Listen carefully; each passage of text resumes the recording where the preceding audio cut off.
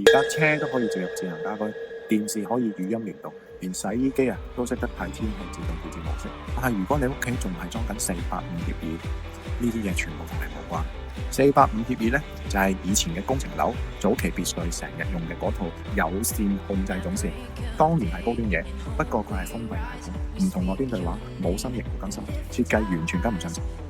你屋企而家好大機會就係咁，燈光、窗簾同埋現象嘅家電各自為政，加功能要麼冇得加，要麼貴到你唔想問。講真，唔係智能家居，係遙控器博物館。代換咗你屋企嘅系統冇變，所有嘅智能化紅利，你就係局外人。我哋而家做緊一套華為嘅後裝改造方案，後裝就係唔拆原有嘅裝修，唔使換底線，喺現有嘅基礎上邊加裝華為智能，就係喺原有嘅控制點背後，通過鴻蒙接管全屋，車機、電視、家電全部聯動，華為智慧生活一個界面搞掂，語音控制、自動化場景一齊整。我最近幫緊新嘅一個客，3層別墅，期間裝修公司就建議用485嘅智能系統。準備安裝之前先發現，想加裝窗簾系統控制，呢個加唔到，嗰個唔點用。問翻裝修公司答你，呢套系統係唔支持。好在及時揾翻我哋，用華為嘅後裝方案代替，用翻原來485協議條線，2日搞掂。窗簾、燈控、空調統一接入鴻蒙，一個 APP 控制晒。